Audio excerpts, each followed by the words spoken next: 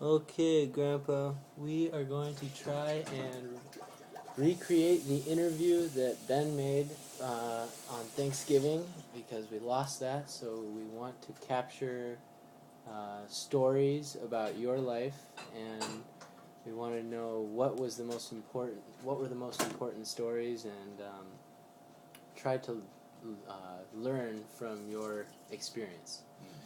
So first, just tell me where were you born, and in what year, and when? I was born in in Meade, Kansas. Sorry, Meade, Kansas in 1922. Uh, September 6th. September 6th, yeah. September 6th, Yeah. okay. And can you tell us a timeline of your life on the farm and through the Depression? So how long did you live at that same farm, and then tell us this important dates along or times along that period. Well, we lived there in Meade. After I was born, we lived there for some 16 years, and then we moved to Oregon. In the meantime, we had moved several times for about 6 months to California as well to work because of the very severe problems we had during those years with the land blowing away in the dust storms without rain and so forth. So we had to supply ourselves with food money to eat. Yeah. So after Father found out that he could get work in California, we went there a couple of winters, summers and winters, and then And that was the time while you were living in Meade, Kansas, you would travel to California? yeah, we came back to our piece of property and would stay there until hoping we could make it again, but it was always dry and stormy and no rain, so we gave up and moved to Oregon. Oregon was a lot of rain. Well, yeah. So, at that time when you were in Kansas, and did you know it was called the Great Depression? Did you know that that was the name that they were calling this period? I don't know for sure whether that very term was in my mind. I was just a boy. Right. But I think I knew that it was the Great Depression. It was a very serious shortage of money, and we had a hard time in the area of earning enough money to eat and everything like that. As a boy of 14, 15, and 16, I worked as like a man, and I worked because we just didn't have enough to eat. But I worked all day for 75 cents. Farmers out there who found out that I could drive a tractor and could handle things, and so I was very, very much too young to work full time like a man, but I did because we were just plain up short on food money. 75 cents was worth quite a few loaves of bread in those days. Yeah. Bread was 12 cents a loaf, so we could eat on a piece of loaf and several loaves of bread for quite a long time for 75 cents. You divide 12 into 75 cents, then you find out that there's quite a few loaves of bread. Yeah. So that's what we did, because we just were uptight, short. Dad worked on the PWA. That was the government supply for some work. Okay. He worked on the roads mostly, and a lot of times it was folly to work for shovel and rake on the roads, but it wasn't folly to the farmers because they had nothing to come, no money to come in to their operations, and to work on the road for a very few dollars a day was very worthwhile. Okay. And I did the same. Okay, so what would you say was the hardest part about that period? Well, I of course was very young, and so I cannot say that I took the burden of the family as hard as my father would have, but I felt his burden through just conversation and so forth, and I was keenly aware that we were very, very hard up because we had so little to eat. We had, I did not know that we were eating as simply as we did, but we often had a milk dish for a meal, which was pudding made out of milk with maybe a little cocoa, chocolate in it, and that's all it had. A little sugar maybe, and we'd eat a meal with that many times, and we enjoyed it because we had something to eat.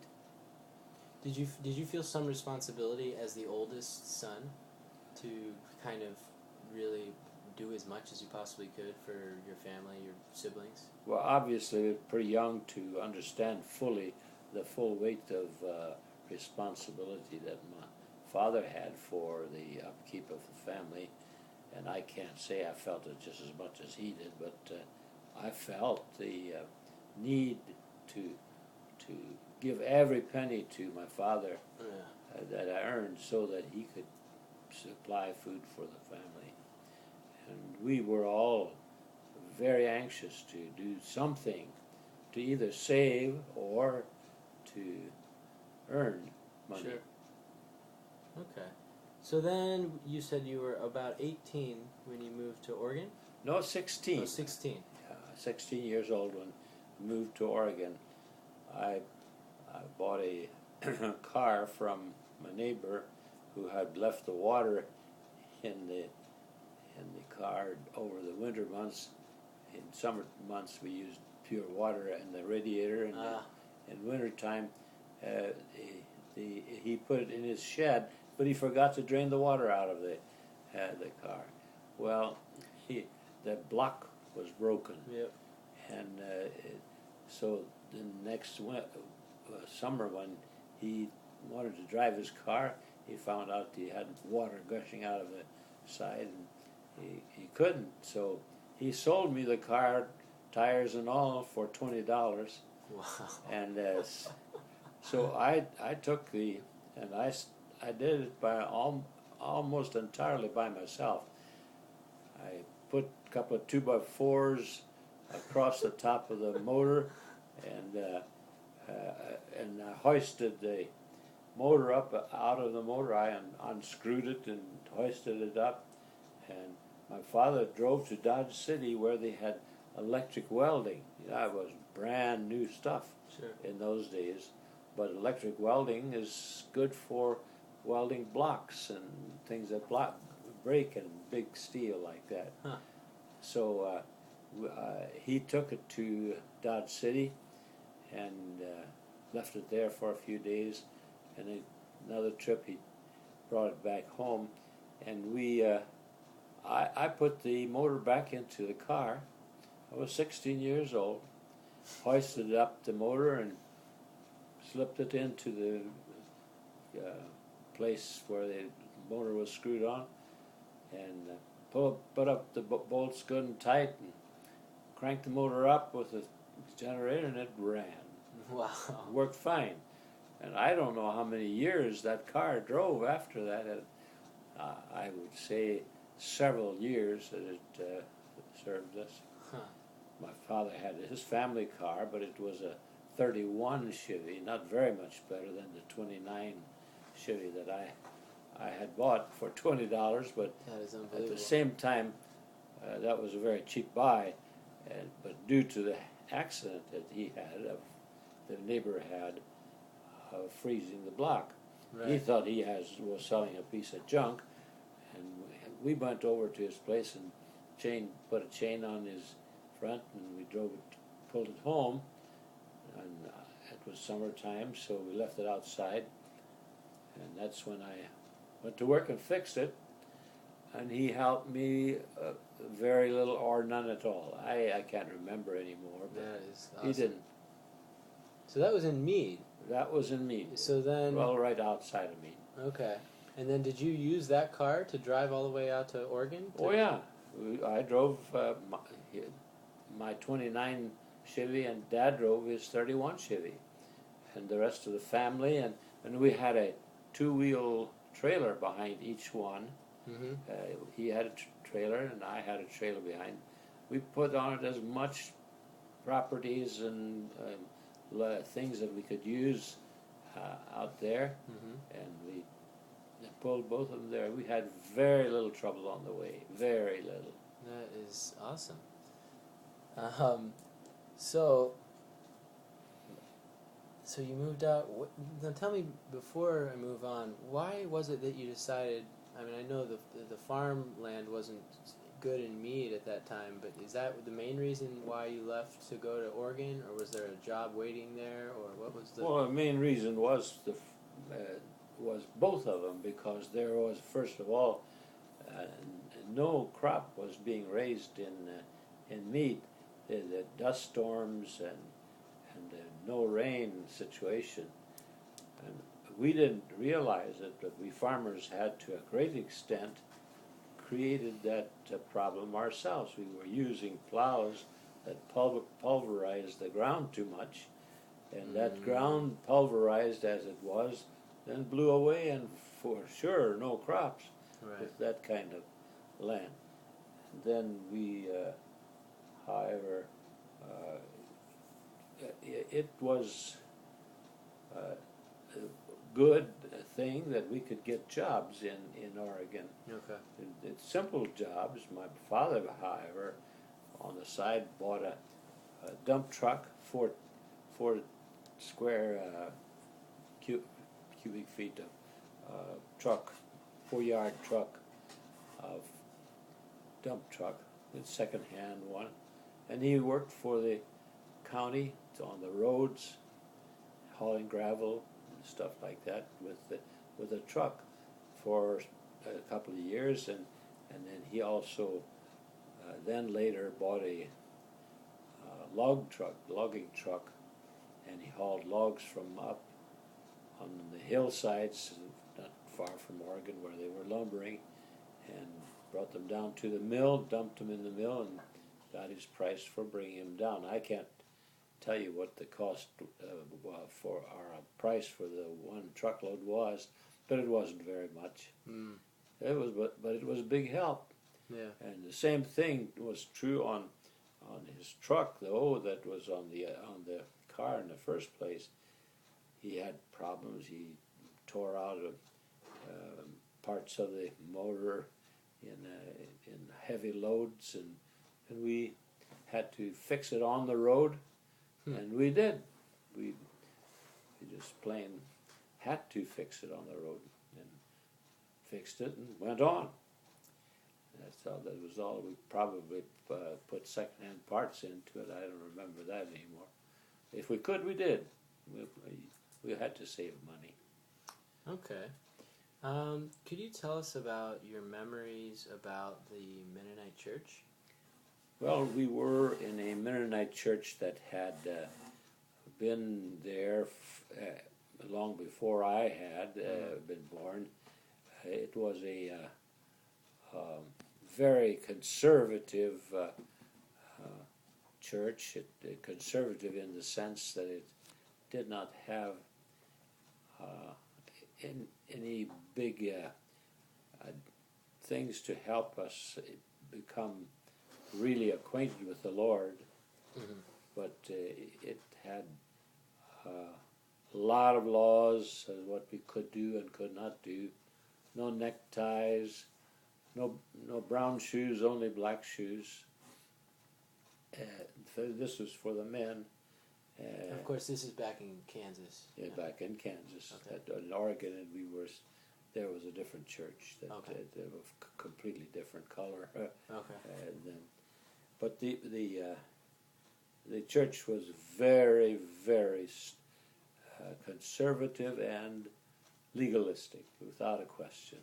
Legalistic. What other types of rules did they have there that were?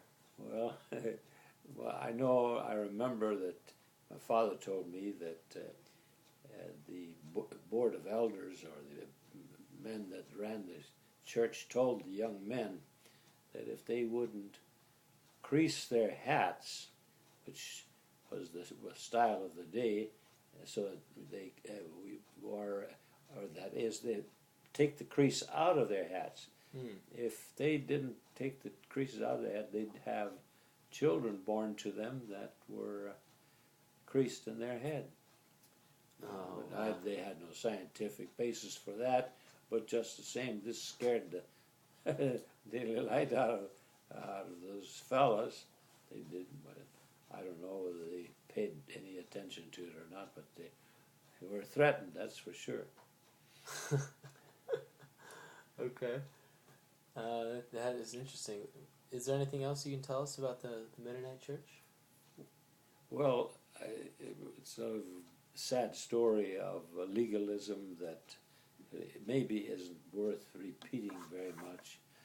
Legalism was completely in control. They had rules and regulations that they made up, not found in the Bible any place, and they very, very strongly ran the churches, and if the people didn't do what they were supposed to do according to their dictates, they would probably be put out of the church, and other punishment would be put onto them or threatened them. Okay. My dad was recently telling me an interesting story about when you, and I think it was your brother Leo, would go and kill skunks, and you guys found a way that well, I'm sure the pelts were worth money, so can you tell us about what you did there? I like always did, and in those years I tried to get as much money as I could, and I found out that our field out in back, grazing field, had a whole bunch of holes in them, and then I asked Daddy what they were about, and he said there were skunks in them, and he said if you will catch them for me and kill them, I'll take them to town, and you'll get 75 cents a hide for them, and you can have the money. I don't think I kept the money, but I killed the skunks, and you say something about a method of killing them so that we wouldn't get their perfume on us. It was absolutely necessary to find something like that. Well, the skunk was caught by a steel trap. We had steel traps that we had been hanging in the barn for a long time, and we caught them in those traps. They were in holes in the field, and so the chain held the trap. Well, we pulled a stake out of the ground and tied it to a piece of cord about 12, 15 feet long, and I told my brother Leo, who was just a couple of years younger than I was, to grab a hold of the rope and to run with the rope as fast as he could, and I ran alongside of the skunk, and it was forced to turn its back away from the front or any other direction. He was only one direction, so I could keep out of the way of the cannon fodder. Yeah. The cannon that wasn't back, and I would run alongside of it and bang it on the head until it was dead, and then it couldn't do us any harm anymore. Oh, that is awesome. I don't know if I could attack a skunk. I don't think I Well, would have the nerve. We had to have special remedies for the clothes. Mom tried to wash them, but we found out that that didn't do very much good, and at least it had to be washed many times. So we found out that if you buried them in the garden, it took the smell out of them, and then you could wash them again. But Dad would take the skunk into town, and there was I think it was a hardware store that bought the hides, and they would pay us 75 cents. What would they? So people would just buy them for blanket, like what? No, what you was that couldn't used use for? them as a blanket right off because they're not nice when they are in that condition. Okay. First of all, they were all skunk smell ridden, but the way they did it, they skinned them and sold them, I imagine, for several dollars a piece, and each hide, and then they would send them into a pelt company that would make them into coats and sell the coats. Okay. And those were valuable coats then. Of course, a lot of process went in between them, and I couldn't explain how they did each thing, but that's what they did. Okay. They were very nice coats. The fur was really nice on those skunks. All right. When? How old were you when you first drove a tractor? And did you drive it from that point, like Quite forward? frequently. Yeah, I did. I was about 9 years old. Oh wow. I could get on the tractor and put in the clutch. The clutch was on a strong spring and everything. It was not an easy task for a young boy like me. So I'd put the clutch in. My dad would start the motor, put it in neutral, and then I would get on the tractor and sit in his seat. And the seat had he bought a back for the tractor seat. I don't know if you know what a mechanic's seat often is without a back, but he put it back on his tractor, and that way I could sit there in comparative safety, but I had to shift the tractor, and so I put the clutch in, and I could do that with holding on the steering wheel as hard as I could, and then I pushed the clutch in, then he would shift it into gear. I still held it in clutch position until he jumped off. Right. It wasn't moving. He jumped off the tractor, and then he signaled me and he said, "Okay, drive ahead." Well, I started driving around the field. And you didn't stop. No, I didn't stop until he could get back from town, Right. and his business didn't tie him up, and then I would reverse the process. So you would pretty much, he would start you, get you going, and you would just have to keep plowing until he came back. Well, I had one alternative. He showed me very carefully, and he said, "Now you just remember how to do this," and that was to hit the spark and the gas. At the gas pedal? Not a pedal. It was a little bar handle, and I would knock it over, and that would cut it off. It was attached to the gas, and the motor would immediately die. Oh, okay. So when you say spark, like the key, like the ignition? No, not the ignition. That's tractors in those days operated a little different than your ignition. We didn't lock the tractor at all. There was no ignition on it, but it is. It was a magneto, they called them in those days, and each revolution of the magneto would make a spark in the tractor. The motors were a lot cruder than they are today, too.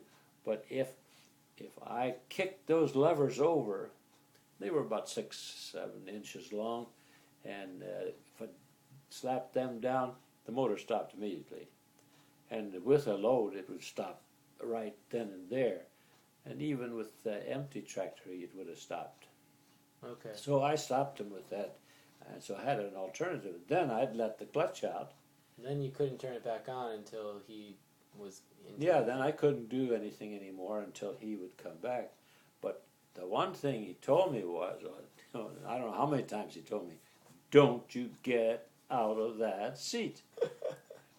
You see, I was scared enough to stay in that seat, and I stayed there. But I had the means of stopping it. Okay. I just slapped it all both down and left it in gear. Usually just finish your work, no problem, and he would come back and help you then. Yeah, and under the best of circumstances, and which it always was, I drove until he came back, and then I would put the clutch on when I went by him, and when I stepped the clutch down, the whole unit stopped, Right. and then he'd get down and on and turn off the gas and so forth, and then we would proceed with whatever else we had. 9 years old. That is amazing. I cranked it up too. I was You crashed it. cranked. Oh, cranked it up. You would go fast. No, I cranked up the motor. In front of every tractor was a big crank, and we had a hook on it too, and it stayed there in position when I was plowing too. I just left it there. I could have started the tractor by myself, but I could not handle the process of getting onto the tractor without the clutch in, and then putting my foot down on the clutch, and so I was too light. I just couldn't handle that. Okay. But the tractor had all of the means and ways that a man could use to stop and to stop it from running or crank it up. And the fact is, I wouldn't be surprised if I cranked up the motor myself with Daddy there, and he would watch me, of course. Well, he didn't have to watch me. I knew how to do that. I'd seen him do it many times, so I cranked it up, and then when the motor ran, I'd run around and get onto the tractor and sit in the chair, and then he would come along until and get me going. He'd jump off and okay, now go. Don't you get out of that seat. And I didn't. I plowed round and round until the field was gone, and if the field was completely gone, I just slammed the magneto off and kill the switch, and Sounds everything would stop. Sounds like fun to me. I want to drive a tractor now. It was almost like work. There was a story my dad mentioned about you used to heat kernels of wheat on the tractor engine.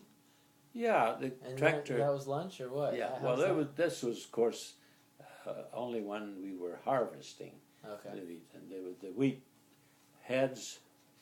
I don't know if you know what a wheat head is. No, I don't. Wheat has a head thicker than your finger, and about 3-4 inches long. Okay. It varies with the crops, and it also had hairs sticking out of it. That the wheat was the end of it. It was tied up close, and then I would put the head into a muffler, which was a hot muffler for where the exhaust came out of it. This was just an exhaust pipe, as it were, but it was on the side of the tractor. Okay. And on the side of the tractor, I laid that wheat into that with all of its heat. Just cooking in there. And it just very few minutes, I smelled a nice smell, and I pulled it out, and I had toasted wheat. I rubbed it together and blew the hair away, and I had clean. The straw and everything was gone, and I eat the wheat, and it was just delightful. Really? Just eat it right there. Right there, it was toasted and everything. Is it like powdery, or what is this? No, texture like? wheat with grains. Okay. Those grains of wheat Yeah, I Well, don't think you- I've ever seen wheat like up close. Yeah, I'm you- sorry. I Well, don't think I've ever. I think that's the answer why you don't understand, because the wheat. I get wheat had- in my Wheaties. That's it. Well, it tastes just like your Wheaties. Oh, really? Oh yeah, just that. I taste the old taste of wheat, toasted wheat, and it was good, and I enjoyed it. So I, Oh, on the side, I would do that. so it tastes a lot like Wheaties. Literally. Yeah, very literally. That's what it was made of. Oh, that was fun. The actual fact was those shouldn't be little funny, grains but of wheat puffed up and popped. Yeah. Have you ever done popcorn? Sure. Well, you see, the same thing happens to wheat, Okay. but on a very smaller scale, Okay. and it blows open, and there's a wide puff around the kernel. Each kernel produces a wide, certainly not as much as popcorn, but it was popcorn is such a big little item. So what would happen if you didn't cook it? Like, is it just taste bad, or you couldn't chew it, or Well, it was hard. it's just really It was hard? just hard, and I think I could have chewed it, but Just really I didn't like it. Right. But puffed that way and brown and with the heat, it had a nice taste, Okay. delightful taste. I'm gonna have to try that sometime. Well, you are not going to get a chance to, Huh? because there are no situations like that. Well, I'm driving across Missouri on my way home, so maybe I'll find some. Well, it's winter. There's not going to be any wheat. No, there's not going to be any wheat. Someday I'm going to find wheat in a field, and And you want to toast it right there and there. I'm going to strap it to my muffler and go for it. Well, like that. you're going to that'll be interesting as to how that will happen. Yeah. So how about the Mennonite school? There was a Mennonite school that you went to? Yeah, when I was, I think I was 14 or 15, we went to a school academy, we called it, and our teacher was Dr. J. Gerbrandt. He was also our grade school teacher, but he taught during the summer, and the church paid him during the summertime so that he could teach in those church schools. And it was excellent. They taught us the Word of God.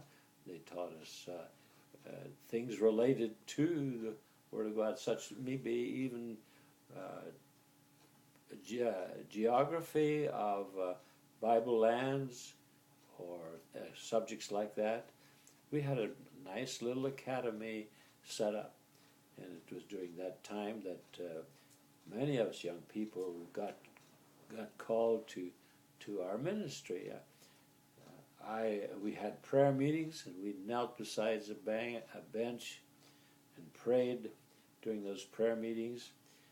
And one of the times when we did that, I had a good friend of mine, about my age, maybe a year or two younger, kneeling beside me, and I said, "Sam, are you saved? Do you know that you have allowed the Lord Jesus into your heart?"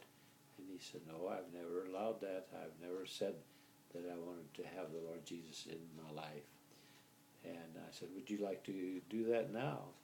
And he prayed, and he said he would like to do it. And as far as I know, he was saved at that very moment in time, and he was a Christian. He died here just a few years ago. I wish I could have seen him in days gone by, because I haven't seen him for many, many years. Where did he die?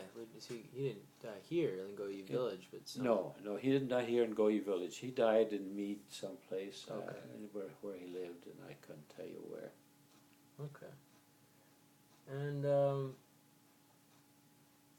tell me the story about Great Grandpa Peter coming back to Kansas years later to pay all his debts. And that certainly was an experience of teaching to us kids. You see, we went.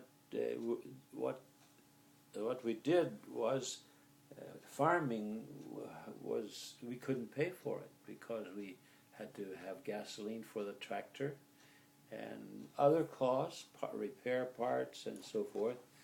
And so he would go to town, and he'd say, "Tell the men I haven't got the money, but if I have a crop, I'll give it to you, the money, after I have a crop. Well, no crops came forth. Crop failure was absolute. We, for 10 years, did not have enough wheat to pay for the expense of farming. And well, that was a pretty grim situation. But when we went to Oregon and we started income, Dad, you had the business of a truck and a truck for lumber and so forth. He started to have a little money, and when he saw that he had a little money, he remembered his friends who had loaned him money, his business friends who had loaned him for gasoline and for other expenses. So they got on the train and they came back to Meade, and from there, and he asked them, how much can you reduce if I pay you as much as I can? So most of them did it for half, or some percentage of money that the original debts. And they were glad that he was that honest, that he did not run away from his debts, but he had to. They all knew the terrible dilemma that those farmers were under. The bankers knew it, and the bankers they stopped foreclosing because there was nothing to foreclose. Yeah. There was just they were in a dilemma so bad that there was almost no remedy. And so when they found work, honest laborers that they came back and paid for it. I do not know that other people did that. I just happen to know that my father and mother did. They were honest people, and they wanted to be right with men, and they wanted to be right with God. That was their desire. Now, there were strange practices they had in their Mennonite church that were, you might say, extraordinarily strict and extraordinary as far as usefulness is concerned. I don't think that is how you get to be a good Christian in your practices like that. But just the same, they were honest and they did that. Right. So could you tell us, let's fast forward quite a ways, all the way to starting seminary in Africa. Well, that is making a big jump. Well, actually, but you know what? Actually, that's a good point. I'd like to change that question.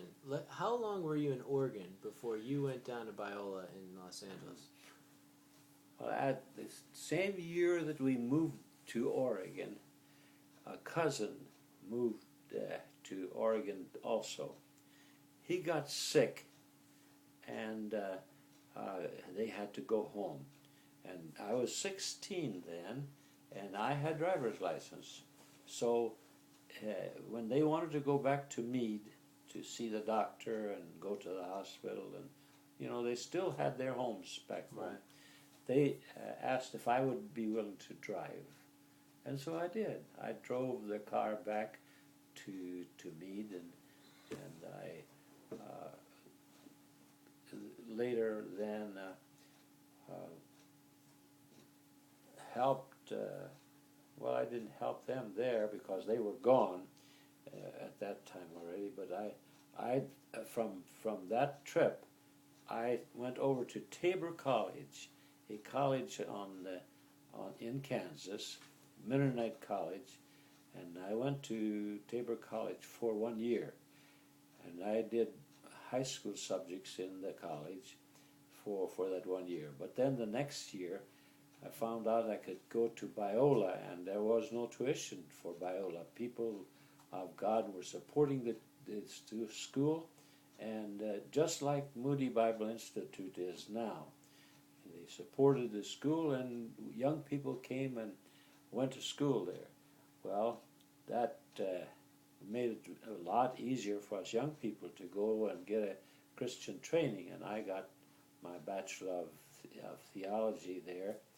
And later on, I went to the same college, Biola, and got a Bachelor of Arts, BA, a regular BA, accredited one. They had joined the Accrediting Association by that time. And so when they did that, the whole system was very much improved. They had better teachers, and they had more teachers, and the student body also was larger. So when you left Oregon to make that drive back, did you told your dad you're not coming back to Oregon and that you're going to school, or did you? Well, I drove to the well, I got a ticket on the bus from Meade, where my aunt and some other relatives went. Had them take me to the bus depot in Meade, and I took the bus to a town close to Tabor College in Hillsborough, Kansas, and I hitchhiked the last 18 miles so that I could get to the college. I had one suitcase, and that was all I had. And I went to school that year, took typing, history, and a Bible class or two. I worked hard, and I worked for farmers to get a little extra money so that I could continue to school. And when I came home, I paid for my ticket to go home on the bus To Oregon? to Oregon, and I went back to Oregon and went home that year. So you left Oregon and didn't come home for a year? Yeah. But did your dad know when you were leaving Oregon that you were planning on not coming home for a year? Absolutely, he knew that. Oh, okay. Because it sounded like you just kind of left. No, I gone. didn't leave without their blessing. Right. They approved of it. We had a big discussion before I went, some days before that. They wanted me to get a job and in Oregon and keep on working. But I told them, Mom and Dad, I feel called to be a preacher, and I can't stay here. I just can't. And they approved, even though they wished I would stay home and work and help them with it. But they approved that I should go to Tabor. Tabor was the place where pastors were trained by the Mennonite Church in those days. I, however, met some students from Biola on that summer when I came home, and I was so impressed by those students and their knowledge of the Word of God that I dropped the idea of Tabor, and I went to Biola, and I went there for 4 years and got my BA degree, Bachelor of Theology degree. And then, during that time, I met Evelyn, your grandma, and I got engaged to her, and she was a wonderful, wonderful Christian girl, and she and I then applied to the mission board, Sudan Interior Mission, but quite a few years have gone by, and it seems like in 3-5 minutes we have talked about it, but Right. that period was covered by a lot of hard work and a lot of diligence and a lot of prayer. We both Evan and I felt definitely called to be missionaries in Africa. She had an aunt. Her name was Catherine Dick in Africa, and we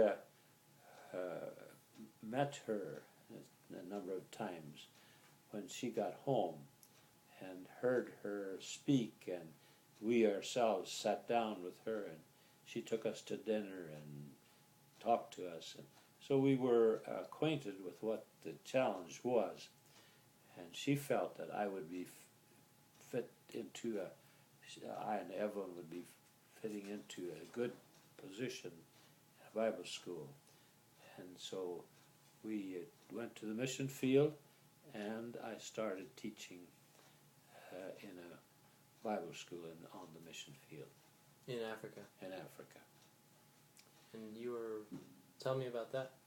Well, that was about a period of 15, 16 years in which I had all kinds of adventures, and they would be hours to be able to cover all of those. But God blessed. We used the time to start a seminary out there.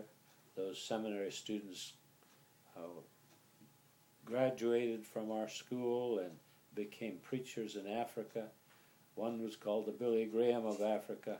The other one was, and some others were called different names. Another one was a theologian of Africa. There's no question that they had earned their names. They were great men, and they showed themselves by the work that they did in the days to come. That's a very short running Yeah, I of mean, my life, but that's okay. no, yeah, I mean, I know it's 15 years, but, well, I've got a few other questions about that period. But I remember these stories from when I was a very little kid. Yeah. And my dad used to like telling me and getting me excited about the snakes and spiders and scorpions in Africa. So tell us a few snake stories? one or two snake and scary animal stories. Well, Africa is known for their snakes, and there's no question about it. Now, we have snakes here, too. A rattlesnake is about as dangerous as a Cobra. well, I would not compare it quite to a cobra, but it's very dangerous, too. We did have some adventures with snakes sometimes, and we tried not to have them because that wasn't really the desired time well spent. It was, but I had to kill cobras and things like that in order to be safe. Yeah. I walked into our house and I found a snake in the bathroom, and my little boy had been running around in the bathroom. Was it Uncle Dave? No, it wasn't Uncle Dave. It was right now. Little African boy? No, my oldest son. Uncle Ron. Uncle Ron. He had been running around inside there, and nobody had touched him. No snake had touched him. Snakes usually do not unless they are stopped, hindered by going someplace. Yeah. Usually they don't hinder anybody. Right. But I killed a snake that could have killed him very, very easily. That is scary. Yeah. I know there was a few stories about walking through the jungle. Well, jungle is known. Africa is known for jungles, and we were not in the heaviest jungle in the area where we lived, close to Lauren. That's one of the railroad towns. The closest railroad we had was about 39 miles, but we had good access to some supplies that we could buy at that railroad station. We'd drive in the car, rough roads, I'm telling you, into town and buy some of the things we had to have to eat. And don't think of a Walmart. There was no Walmart. No. I went to town with one of my fellow missionaries.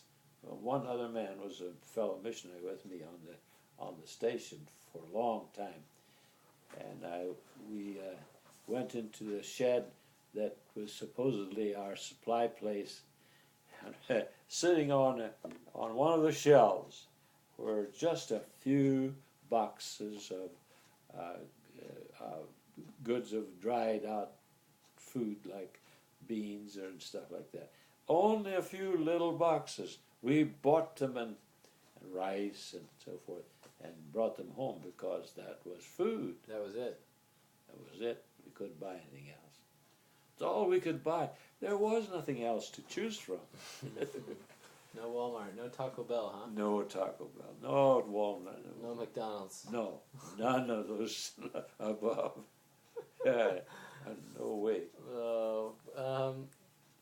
What? These are two good questions. What was discouraging about your life? My life on the well, there were many encouragements, and I'd like to tell about the encouragements first, and if Okay. you'll remind me, I'll tell about Sure. the discouragements. Sure. But we had a wonderful experience in teaching in the Bible school. Students that loved the Lord, and that had been led to the Lord by other missionaries. And then we had the seminary. We had buildings where they slept for night. Most of them were married and had even little kids. And but they came to school, and we taught them and trained them as best as we knew how to preach. I taught homiletics. I taught the Bible, books of the Bible, and all the things that we could cram in. And I had associates teaching with me. We had several teachers on the staff, lady teachers, and some other men that associated themselves with us that came to the field.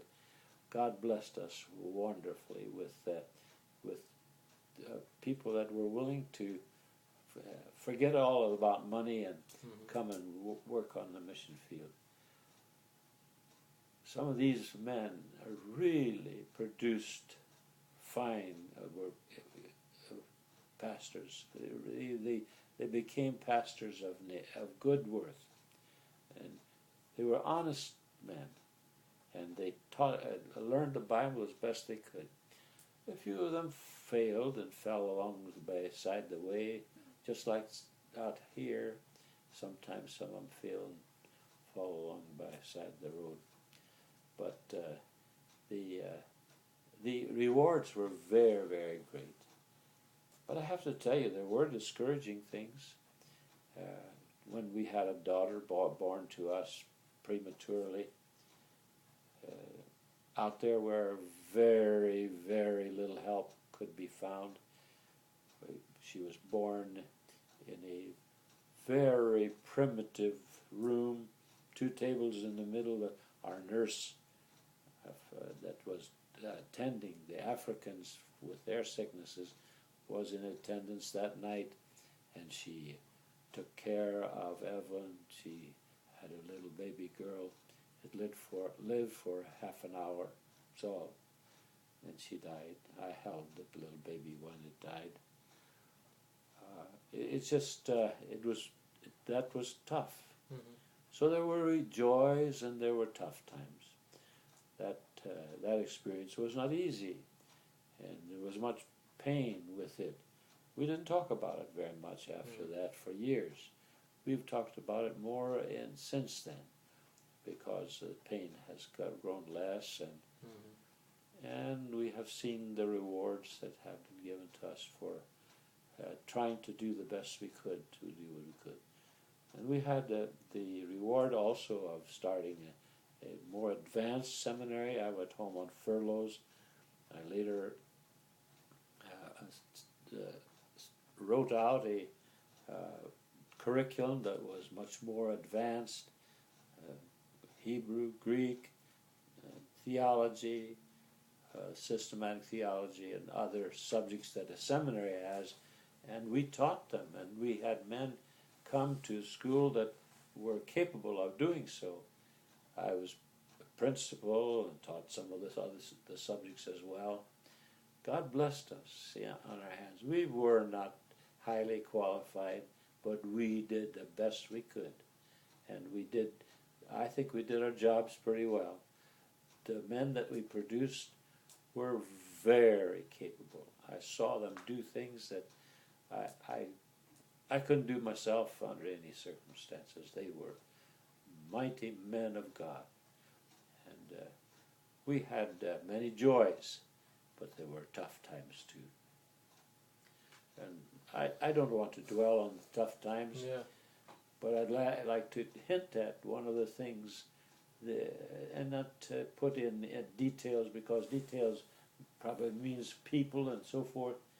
But the hardest thing on the mission field, as far as I'm concerned, and I have heard fellow missionaries many times, is that we have undedicated people come to the mission field and claim to serve the Lord there, that are not fully yielded to Him and are unkind to each other and unkind to the missionaries that try. I'll leave it with that, because I don't want to tell about any person. I have no interest in doing. Yeah. No interest in revenge or any stuff like that.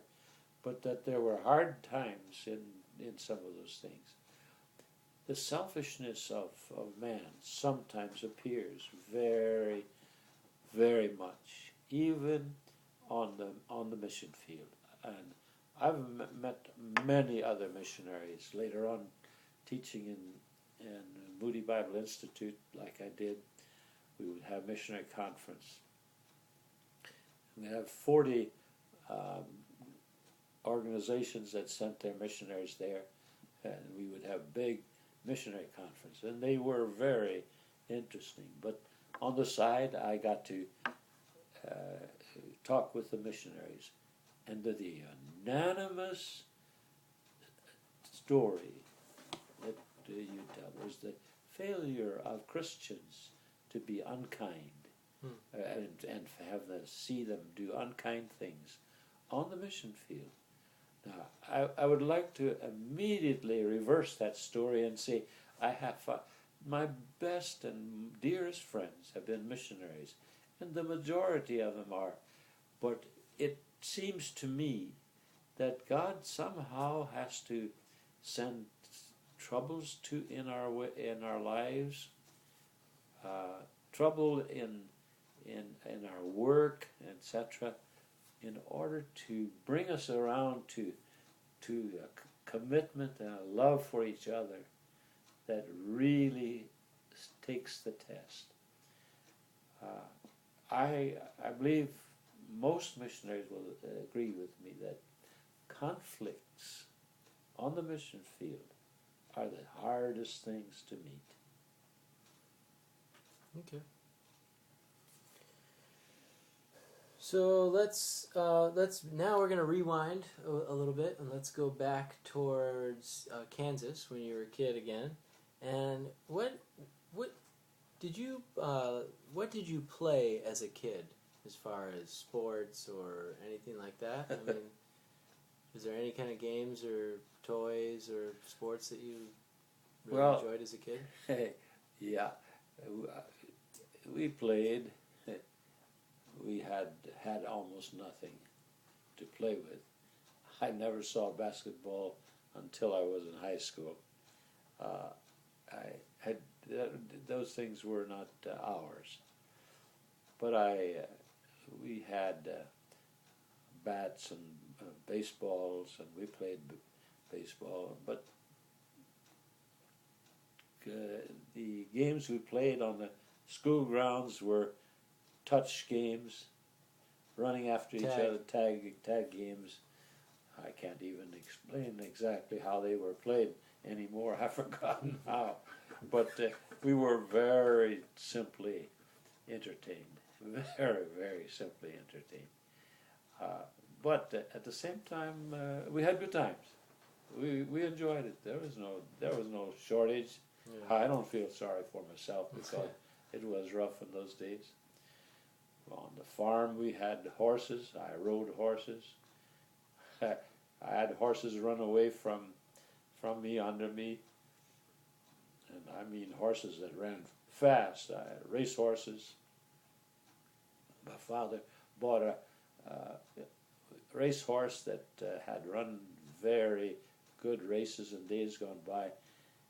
He had been bruised and hurt, and he was blind in one eye. but he could still run. I tell you that. He ran away with me. I was a little boy on top of him,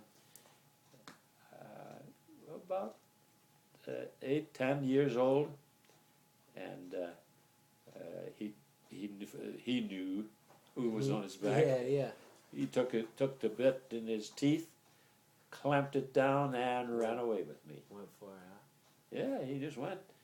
Well, I felt sort of safe because I knew we had a fence around where I was. It was in the. It was over a half a mile that he had space to run. But I didn't realize what he could do. But he ran so fast. I just held on to the saddle, and he ran. Well, I think I didn't have a saddle on that time, but he ran right up to the fence, barbed wire fence, stopped there just like that, and set me down on the other side of the fence. No scratch, nothing. Wow. He didn't even have a scratch. He just stopped at the right of his feet skidded into the fence. And I directed him into the fence. I thought I'd stop him. I stopped him all right, but he set me down on the other side of the fence. Mom and Dad had seen it by that time from home, and even at about a half a mile, they saw that I was in danger. Boy, they were waving their towels and stuff for me to come home, but I couldn't get to come home. Well, we came home, and I walked him home. But then I told my daddy, I said, we've got to have better bridle on this thing, because he'll run away every time now. So I told him, we've got to have a riding bridle. You see, and a riding bridle is an iron bar through the mouth of the horse, and then a chain under the chin of the horse, and a bar hanging down for about 4 inches, and there's where I attached the straps to guide him. And boy, I tell you, if you pull that like that, it grabs their jaw and they stop. They know what that means. They don't want to go any further. So I put that on, and then I was in control of the horse, and I rode him a lot. I wasn't scared of him after that, but he could have hurt me pretty bad. Yeah, that's pretty scary. There's also a story about the logging truck that broke. Well, I didn't drive the logging truck. I was too young, and I didn't have a license, but my father did, and he had huge loads. The logs were 30, 40 feet long, and he drove uphill and downhill, and the truck had to haul it. It was just bars like this for a bed on the back of the truck, but just the same, they were loaded up high with logs. Most of the logs were about 18 inches, maybe some of them a little thicker. They were varied thickness, and they were being hauled to the lumber yards, and this was in Oregon, where they were, and then their lumber was sawed up in lumber mills. The truck was going up the hill. My father was driving it, and the load was so heavy that it snapped the drive shaft underneath. Oh, wow. Well, what are you going to do? There's no power now on the wheels, but he still had the brakes, air brakes on the thing. So he slammed the brakes on, got down and put some stones under the wheels, and came home. I don't know how he got home. He came home. Somebody drove by and picked him up and took him home. And then we had our car. So he and I found the parts for it was a universal joint that had snapped in two. See, under the truck, clear to the back wheels, was a drive shaft. Yep. open. You could see it all open. Didn't see trucks like they have today. But the drive shaft was there, and the universal joint was to make, whenever something moved, why it moved. Snapped the universal joint into bits, shattered it all over the place. You couldn't have found everything. But we stopped it, put stones under the truck until we had it fixed. We repaired the universal joint and put a new one in. Then, now, it was on a hill that this was a fairly steep hill that he broke that, and he stopped and braked. How we would get started, and that was a tough one. But we did it like this. He got into the car. He was the better driver and more experienced, and I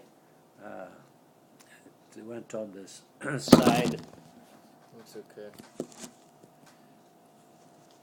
And I had a big block, and I followed the truck, and he would put him in gear, rev it up good and proper, and he would go forward and let his clutch out slowly. And I quickly ran alongside of, ready to shove my block in any time it might not break again, or the motor couldn't handle it. I only had to stop it once, I think, and that's all they did. The motor just didn't quite handle it. See, there was a huge load of logs up on top here. But then he got it to the top and the level, and he was okay. And it could pull it, and it pulled it up, and the universal joint didn't break. Yeah, that's good. So I think he put in a second-hand universal joint. I'm not absolutely sure of that. He may have bought a new one.